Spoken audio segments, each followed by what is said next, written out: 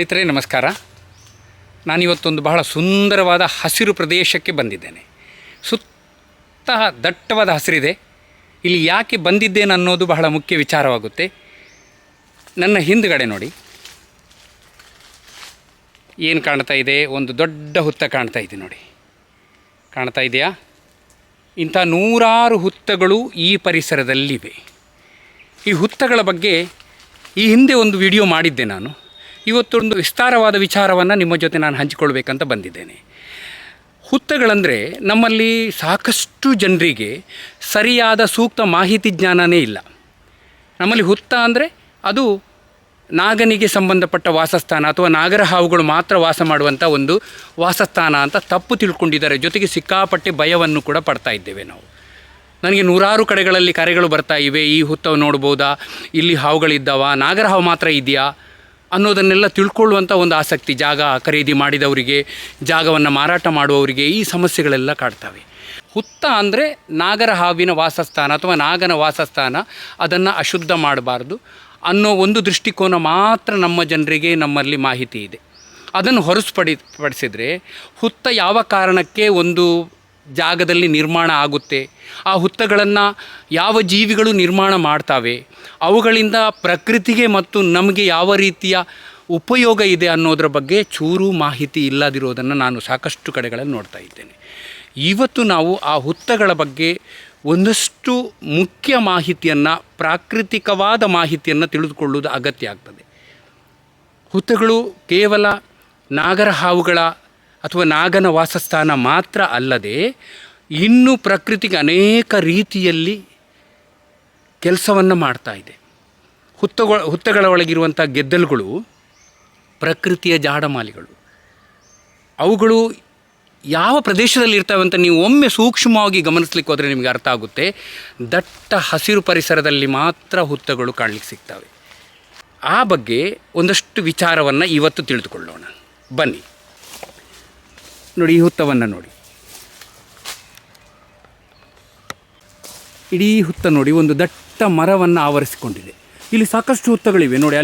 ಅಲ್ಲಿ ಒಂದಿದೆ, ಬಹಳ ದೊಡ್ಡ ಹುತ್ತ, ಅದು ಕೂಡ ದೈತ್ಯ ಮರವನ್ನು ಆವರಿಸಿಕೊಂಡಿದೆ ನೋಡಿ. ಇಲ್ಲಿ ಕಾಣ್ತಾ ಇದೆ. ಇಲ್ಲಿ ತುಂಬ ಹುತ್ತಗಳಿವೆ. ಈ ಪರಿಸರ ನೋಡಿ, ಹಸಿರು ಪರಿಸರ. ಇಲ್ಲಿ ಪಕ್ಕದಲ್ಲೇ ಹೊಳೆ ಇದೆ. ಇದು ಈ ಸಮಯದಲ್ಲೂ ಕೂಡ ಇಷ್ಟು ಹಸಿರಾಗಿರ್ಲಿಕ್ಕೆ ಕಾರಣ ನೋಡಿ, ಈ ಪಕ್ಕದಲ್ಲಿರುವಂಥ ಹೊಳೆ, ಈ ಒಂದು ನದಿಯನ್ನು ನೋಡಿ. ಇಲ್ಲಿ ಈ ನದಿ ಇದೆ, ಇಲ್ಲಿ ಕಾಣ್ತಾ ಇದೆ ನಿಮಗೆ, ನೀರು ಕಾಣ್ತಾ ಇದೆಯಾ? ಇಲ್ಲಿ ನದಿ ಇದೆ. ಹಾಗಾಗಿ ಇದು ವರ್ಷ ಪೂರ್ತಿ ದಟ್ಟ ಹಸಿರಿನಿಂದ ಕಂಗೊಳಿಸ್ತದೆ. ಯಾಕಂದರೆ ಸಾಕಷ್ಟು ನೀರು, ಗೊಬ್ಬರ ವ್ಯವಸ್ಥೆ ಇಲ್ಲಿರೋದ್ರಿಂದ ಈ ಮರಗಿಡಗಳು ಅಷ್ಟು ಸಮೃದ್ಧವಾಗಿ ಬೆಳೆದಿವೆ. ಈ ಸಮೃದ್ಧತೆಯನ್ನು ಕಾಪಾಡಿಕೊಳ್ಳಲಿಕ್ಕೆ ಅಲ್ಲಲ್ಲಿ ಇಲ್ಲಿ ಲೆಕ್ಕ ಮಾಡಿದ್ರೆ ಒಂದು 50-100 ಹುತ್ತಗಳನ್ನು ನಾವು ಕಾಣ್ಬೋದು. ಈ ಹುತ್ತಗಳು ಏನು ಕೆಲಸ ಮಾಡ್ತವೆ? ಹುತ್ತಗಳಲ್ಲಿರುವ ಗೆದ್ದಲುಗಳು ಅಪೂರ್ವ ಜೀವಿಗಳು. ಪ್ರಕೃತಿಯನ್ನು ಶುದ್ಧ ಮಾಡುವಂಥ ಒಂದು ಅಪೂರ್ವವಾದ ಕೆಲಸವನ್ನು ಮಾಡ್ತಾ ಇರ್ತವೆ ನೋಡಿ. ಇಲ್ಲೊಂದು ತೋರಿಸ್ತೇನೆ. ಇಲ್ಲೊಂದು ಮರ ಇದೆ ನೋಡಿ. ಈ ಮರವನ್ನು ನೋಡಿ, ಇದು ಪೂರ್ತಿ ಮರದ ಗೆಲ್ಲು ತುಂಡಾಗಿ, ರೆಂಬೆ ತುಂಡಾಗಿ ಕೆಳಗೆ ಬಿದ್ದಿದೆ. ಈ ಮರದಲ್ಲಿ, ಇಂಥ ಮರಗಳಲ್ಲಿ ಸೆಲ್ಯುಲೋಸ್ ಅನ್ನೋ ಒಂದು ಮಾರಕ ಅಂಶ ಇದೆ. ಅಂದರೆ ಅದು ಎಷ್ಟು ಮಾರಕ ಅಂದರೆ, ಗೆದ್ದಲುಗಳು, ಅಣಬೆಗಳು, ಬ್ಯಾಕ್ಟೀರಿಯಾಗಳು, ಶಿಲೀಂಧ್ರಗಳು ಇಲ್ಲದಿದ್ದರೆ ಭೂಮಿ ಮೇಲೆ ಅದು ಪ್ಲಾಸ್ಟಿಕ್ಗಿಂತಲೂ ಮಾರಕ ಆಗಿ ಭೂಮಿಯಲ್ಲಿ ಸಾವಿರಾರು ವರ್ಷ ಹೋದರೂ ಕರಗದೇ ಇರುವಂಥ ಒಂದು ವಸ್ತು ಆಗ್ತದೆ. ಅದು ಎಲ್ಲ ಒಣಗಿದ ಮರಗಳು, ರೆಂಬೆ ಕೊಂಬೆಗಳು, ಎಲೆಗಳಲ್ಲೆಲ್ಲ ಇರುವಂಥ ಒಂದು ರಾಸಾಯನಿಕ. ಅದನ್ನು ಗೊಬ್ಬರವನ್ನಾಗಿ ಮಾರ್ಪಡಿಸುವಂಥ ಕೆಲಸವನ್ನು ಮುಖ್ಯವಾಗಿ ಗೆದ್ದಲುಗಳು ಮಾಡ್ತವೆ.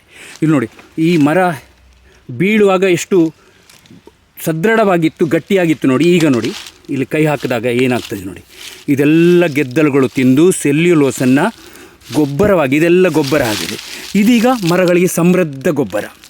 ಇದು ಒಂದು ತುಂಡು ಕೆಳಗೆ ಬಿದ್ದದ್ದು ನೀವು ನೋಡಿದ್ದೀರಿ. ಈಗ ಮರಕ್ಕೆ ಹಿಡಿಯುತ್ತವೆ ನೋಡಿ. ಇಲ್ಲಿ ಕಾಣ್ತಾ ಇದೆಯಾ? ಇಲ್ಲಿ ಒಂದು ಗೆರೆಯ ಥರ ಬಂದಿದೆ ನೋಡಿ. ಇದು ಗೆದ್ದಲುಗಳು ಒಳಗಿನಿಂದ ದಾರಿ ಮಾಡಿಕೊಂಡು ಇಡೀ ಮರವನ್ನು ಆವರಿಸ್ಕೊಂಡಿವೆ. ಇಲ್ಲೆಲ್ಲ ಇದೆ ನೋಡಿ, ಕಾಣ್ತಾ ಇದೆಯಾ? ಇದರ ಒಳಗೆ ಗೆದ್ದಲು ಇದೆ. ಅವುಗಳು ರಾತ್ರಿ ಸಂಚಾರ ಮಾಡೋದ್ರಿಂದ ಹಗಲಲ್ಲೂ ಸಂಚಾರ ಮಾಡಿದರೂ ಕೂಡ ಅವುಗಳಿಗೆ ಬಿಸಿಲು ಬೀಳಬಾರ್ದು ಅನ್ನೋ ಒಂದು ನಿಯಮ ಇದೆ. ಬಿಸಿಲನ್ನು ತಡ್ಕೊಳ್ಳೋದಿಲ್ಲ. ಆ ಕಾರಣಕ್ಕೆ ಅವುಗಳು ಮಣ್ಣನ್ನು ಲೇಪ ಮಾಡಿ ಅದರೊಳಗಿಂದ ದಾರಿ ಅಂತ ಮಾಡ್ಕೊಂಡು ಹೋಗ್ತವೆ. ಇಲ್ಲಿ ಕಾಣ್ತಾ ಇದೆಯಾ? ಇದೆಲ್ಲ ಗೆದ್ದಲುಗಳು ಎಲ್ಲ ಮರಗಳಲ್ಲಿ ನೀವು ಕಾಣ್ಬೋದು. ಇಲ್ಲಿ ನೋಡಿ, ಇಲ್ಲಿಂದ ಬಂದಿದೆ. ಈ ಗೆದ್ದಲುಗಳು ಎಲ್ಲಿಂದ ಬರ್ತಾವೆ ನಿಮಗೆ ಆಶ್ಚರ್ಯ ಆಗ್ಬೋದು. ಭೂಮಿಯ ಅಡಿಯಿಂದ ನಾಳದ ಥರ ಕೊರೆದುಕೊಂಡು ಅಲ್ಲಿಂದ ಬರ್ತವೆ ನೋಡಿ. ಈ ಹುತ್ತದಿಂದ ಹೊರಟಂಥ ಗೆದ್ದಲು ಮೆರವಣಿಗೆ ಆಹಾರ ಅನ್ವೇಷಣೆಗಾಗಿ ಎಲ್ಲಿಗೆ ಹೊರಟು ಹೋಗಿವೆ ನೋಡಿ, ಎಲ್ಲಿಗೆ ಬಂದಿವೆ ನೋಡಿ. ನೋಡಿ, ಇಲ್ಲಿಂದ ಆರಂಭ ಆಗಿದೆ, ಕಾಣ್ತಾ ಇದೆಯಾ? ಕಪ್ಪನೆ ಒಂದು ಗೆರೆ ಇದೆ ನೋಡಿ ಇಲ್ಲಿ ನೋಡಿ. ಇದೆಲ್ಲ ಗೆದ್ದಲುಗಳ ದಾರಿ. ಯಾವ ರೀತಿ ಒಂದು ಮರವನ್ನು ಆವರಿಸಿಕೊಂಡು ಅದರ ಮೇಲ್ಮೈಯ ತೊಗಟೆಯನ್ನು ಆಹಾರವನ್ನಾಗಿ ಮಾರ್ಪಡಿಸ್ತಾ ಗೆದ್ದಲುಗಳು ಬದುಕ್ತಾ ಇವೆ ಅನ್ನೋದನ್ನು ಇಲ್ಲಿ ಕಾಣ್ಬೋದು. ಎಷ್ಟು ಎತ್ತರಕ್ಕೆ ಹೋಗಿದೆ ನೋಡಿ, ಅಲ್ಲಿ ತನಕ ಮೇಲೆ ಹೋಗಿ ಆ ಮರಕ್ಕೂ ಸಂಬಂಧವನ್ನು ಬೆಳೆಸ್ಕೊಳ್ತವೆ. ಇಲ್ಲಿ ಕಾಣ್ತಾ ಇರ್ಬೋದು ನಿಮಗೆ. ಹುತ್ತ ಇರೋದಲ್ಲಿ ಅಲ್ಲಿಂದ ಬಂದ ಒಂದು ಸಾಲು ಗೆದ್ದಲುಗಳದ್ದು ಒಂದು ದಾರಿ ಇಲ್ಲಿಗೆ ಬಂದು ಈ ಮರವನ್ನು ಹತ್ತಿ ಈ ಮರದ ಮೇಲಕ್ಕೂ ಕೂಡ ಹೋಗಿ ಅಲ್ಲಿರುವಂಥ ಎಲ್ಲ ತೊಗಟೆಗಳನ್ನು ತಿಂದು ಭಾಳ ಶುದ್ಧವಾಗಿ ಪ್ರಕೃತಿಯನ್ನು ಇಟ್ಟುಕೊಳ್ಳುತ್ತೆ. ನೋಡಿದ್ರಿ, ಹಸಿ ಮರವನ್ನು ಈ ಗೆದ್ದಲುಗಳು ತಿನ್ನೋದಿಲ್ಲ, ಬದಲಿಗೆ ಮರದ ಮೇಲಿನ ಒಣ ತೊಗಟೆಯನ್ನು ಮಾತ್ರ ತಿಂದು ಜೀರ್ಣಿಸ್ಕೊಳ್ತವೆ. ಇಲ್ಲಿ ನೋಡಿ, ಇಲ್ಲಿ ಯಾವ ರೀತಿ ಬಂದಿದೆ ನೋಡಿ, ಕಾಣ್ತಾ ಇದೆಯಾ ನೋಡಿ. ಇದು ಮುಟ್ಟಬಾರ್ದು, ಆದರೂ ನೋಡಿ ಇದು. ಅಷ್ಟು ಮಾತ್ರ ಅಲ್ಲ, ಅದರ ಜೊತೆಗೆ ಅಣಬೆಗಳನ್ನು ನೋಡ್ತೀರಿ ನೀವು. ಮರದಲ್ಲಿ ಈ ಸತ್ತ ಒಣ ಮರದಲ್ಲಿ ತುಂಬ ಅಣಬೆಗಳ ಒಂದು ಮೆರವಣಿಗೆಯೇ ಇರುತ್ತೆ. ಕಾಡುಗಳಲ್ಲಿ ಹೋದರೆ ಅಣಬೆಗಳು ಕೂಡ ಅದೇ ಕೆಲಸವನ್ನು ಮಾಡ್ತವೆ.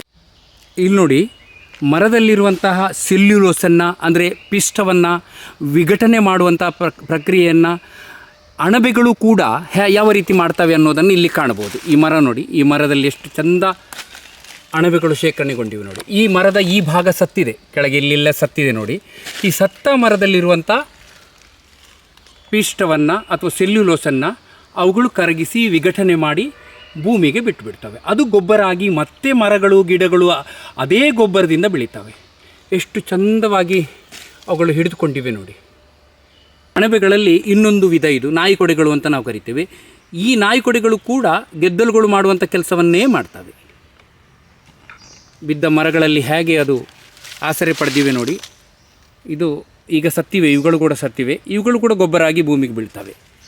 ಒಟ್ಟಾರೆ ಪ್ರಕೃತಿಯಲ್ಲಿರುವಂಥ ಅನೇಕ ರೀತಿಯ ಸೂಕ್ಷ್ಮಾಣು ಜೀವಿಗಳು, ಇಂಥ ಸಸ್ಯವರ್ಗಗಳೇ ಇಡೀ ಪರಿಸರವನ್ನು, ಹಸಿರು ಪರಿಸರವನ್ನು, ಪ್ರಕೃತಿಯನ್ನು, ಪ್ರಕೃತಿಯ ಎಲ್ಲ ಜೀವರಾಶಿಗಳನ್ನು ಸಮತೋಲನದಲ್ಲಿಟ್ಟುಕೊಳ್ಳುವಂಥ ಕೆಲಸವನ್ನು ಮಾಡ್ತಾರೆ. ಇಲ್ಲೊಂದು ಕಡೆ ನಮಗೆ ದೇವರ ಮೇಲೆ ಇರುವಂಥ ನಂಬಿಕೆಗಳ ಅವಾಂತರ ನೋಡಿ. ಇಲ್ಲಿ ನಾವು ಒಂದಷ್ಟು ವರ್ಷ ದೇವರ ಫೋಟೋಗಳನ್ನು ಇಟ್ಟುಕೊಂಡು ಆರಾಧನೆ ಮಾಡ್ತೀವಿ. ಆ ನಂತರ ಎಲ್ಲೋ ಕಸದ ರಾಶಿಯಲ್ಲಿ ಎಸ್ಬಿಡ್ತೀವಿ. ಇಲ್ಲೆಲ್ಲ ಯಾವ ದೇವರ ಇದ್ದಿದೆ ನೋಡಿ, ಇಲ್ಲಿ ಕಾಣ್ತಾ ಇದೆಯಾ? ಇಲ್ಲಿ ನೋಡಿ, ಇದಕ್ಕೂ ಇದನ್ನು ನಾವು ಮಾಡಿದಂಥ ಅವಾಂತರವನ್ನು ಶುದ್ಧ ಮಾಡೋದಕ್ಕೂ ಇಲ್ಲಿ ಗೆದ್ದಲುಗಳು ಬೇಕು. ಇಲ್ಲಿ ನೋಡಿ, ಇದೆಲ್ಲ ಗೆದ್ದಲುಗಳು, ಇಲ್ಲಿ ಗೆದ್ದಲಿದೆ ನೋಡಿ. ನಾವು ನಂಬುವ ಆ ದೇವರ ಮೇಲಿನ ನಂಬಿಕೆಗಳು ಇಷ್ಟೇ. ಮರದ ಬುಡದಲ್ಲಿ ಹಾಕಿಬಿಟ್ಟಿದ್ದಾರೆ. ಯಾಕಂದರೆ ಇಲ್ಲಿ ಸಮೀಪದಲ್ಲೊಂದು ನಾಗನ ತಾಣ ಇದೆ ಅಂತ ಹೇಳಿದೆ ಅಲ್ವಾ. ಈ ಎಲ್ಲ ಪರಿಸರ ದೇವರಿಗೆ ಸಂಬಂಧಪಟ್ಟದ್ದು. ಹಾಗಾಗಿ ದೇವರ ಫೋಟೋಗಳೆಲ್ಲ ಇದ್ದರೆ ಇಲ್ಲಿಗೆ ಬಂದು ಬೀಳಲಿ ಅಂತ ಅವರ ನಂಬಿಕೆ.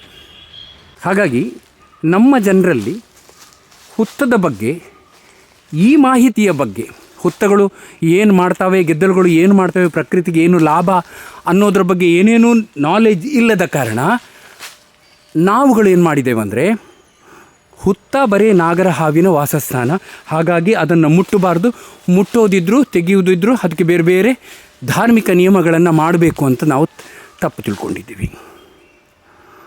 ವಾಸ್ತವ ಸತ್ಯ ಏನು ಅಂದರೆ, ಆಗಲೇ ಹೇಳಿದಾಗೆ ಎಲ್ಲೆಲ್ಲಿ ಹಸಿರು ಪರಿಸರ ಇರ್ತದೆ ಅಲ್ಲಿ ಮಾತ್ರ ಹುತ್ತಗಳ ಮಹತ್ವ.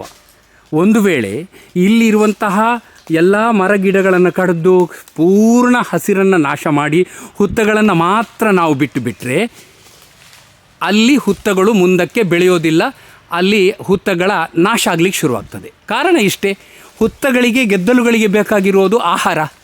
ಎಲ್ಲಿ ಹಸಿರು ಪರಿಸರ ಇದೆ ಅಲ್ಲಿ ಮಾತ್ರ ಆಹಾರ ಸಿಗುತ್ತೆ. ಆವಾಗ ಏನು ಮಾಡ್ತಾವಂದರೆ ಗೆದ್ದಲುಗಳು ತಮ್ಮನ್ನು ರಕ್ಷಣೆ ಮಾಡಿಕೊಳ್ಳಿಕ್ಕೆ, ತಮ್ಮ ಸಂತತಿನ ರಕ್ಷಣೆ ಮಾಡಿಕೊಳ್ಳಿಕ್ಕೆ ಅಲ್ಲೇ ಎಲ್ಲಾದರೂ ಅವಿತ್ಕೊಂಡಿದ್ದು ಸುತ್ತಮುತ್ತದ ಹಳೆ ಮನೆಗಳಲ್ಲಿರುವಂಥ ಮರಗಳನ್ನು ದಾರಂದಗಳನ್ನು, ಬಾಗಿಲುಗಳನ್ನು, ಕಿಂಡಿಗಳನ್ನು, ಕಪಾಟುಗಳನ್ನು ತಿನ್ನಲಿಕ್ಕೆ ಶುರು ಮಾಡ್ತವೆ. ಎಲ್ಲಿ ನಾವು ಹಸಿರು ಪರಿಸರವನ್ನು ನಾಶ ಮಾಡ್ತೀವಿ ಅದರ ಪಕ್ಕದ ಜನವಸತಿಯಲ್ಲಿ ಗೆದ್ದಲುಗಳ ಸಮಸ್ಯೆಗಳು ಕಂಡುಬರ್ತವೆ. ಅವುಗಳು ಕೂಡ ಜೀವಂತ ಮರವನ್ನು ತಿನ್ನೋದಿಲ್ಲ. ನಮ್ಮ ಬಾಗಿಲು ದಾರಂದಗಳು, ಕಿಂಡಿಗಳು, ಬೇರೆ ಬೇರೆ ಮರದ ಉಪಕರಣಗಳೆಲ್ಲ ಸತ್ತಿರ್ತವೆ, ಸತ್ತ ಮರದಿಂದ ಮಾಡಿರುವಂಥದ್ದು. ಹಾಗಾಗಿ ಅದರಲ್ಲಿ ಸೆಲ್ಯುಲೋಸ್ ಅಂಶ ಯಥೇಚ್ಛವಾಗಿರ್ತದೆ. ಅವುಗಳನ್ನು ತಿನ್ನಲಿಕ್ಕೆ ಅವುಗಳು ಮನೆಯ ಒಳಗೆ ಬಂದು ದಾರಂದವನ್ನು ಇದು ಮಾಡುವಂಥದ್ದೆಲ್ಲ ನಡೀತಾ ಇರ್ತದೆ. ಹಾಗಾಗಿ ಹುತ್ತವನ್ನು ರಕ್ಷಣೆ ಮಾಡೋದ್ರ ಬದಲು ಸುತ್ತಮುತ್ತ ಇರುವಂಥ ಹಸಿರು ಪ್ರದೇಶವನ್ನು ನಾವು ರಕ್ಷಣೆ ಮಾಡಿದರೆ ಬಹುಶಃ ಅಲ್ಲಿಯ ಹುತ್ತಗಳು, ಅಲ್ಲಿಯ ಗೆದ್ದಲುಗಳು ಅಲ್ಲಿಯೇ ಜೀವನವನ್ನು ಕಂಡುಕೊಂಡು ಮನುಷ್ಯರಿಗೂ ತೊಂದರೆ ಆಗದ ರೀತಿಯಲ್ಲಿ, ಮಾರಕ ಆಗದ ರೀತಿಯಲ್ಲಿ ಬದುಕಲಿಕ್ಕೆ ಸಾಧ್ಯ ಇದೆ. ಇದೆಲ್ಲ ನಮ್ಮ ಸುತ್ತಮುತ್ತ ನಾವು ಗಮನಿಸಬೇಕಾದ ಅಂಶ. ಬರೇ ನಾವು ಆ ಹುತ್ತವನ್ನು ನೋಡೋದು, ದೇವರ ಹೆಸರಲ್ಲಿ ಭಯಪಡೋದು, ಇನ್ನೇನೇನೋ ಆಚರಣೆಗಳನ್ನು ಮಾಡೋದಕ್ಕಿಂತ ಅವುಗಳ ಮಹತ್ವವನ್ನು ತಿಳಿದುಕೊಂಡು ಅವುಗಳನ್ನು ಉಳಿಸುವಂಥ ಕ್ರಮವನ್ನು ಮಾಡೋದು ಬಹಳ ಒಳ್ಳೆಯದು ಅಂತ ನನಗನ್ನಿಸ್ತದೆ. ಮುಂದಿನ ವಿಡಿಯೋದಲ್ಲಿ ಇನ್ನೊಂದಷ್ಟು ಬೇರೆ ವಿಚಾರವನ್ನು ಮಾತಾಡ್ತೇನೆ. ನಮಸ್ಕಾರ.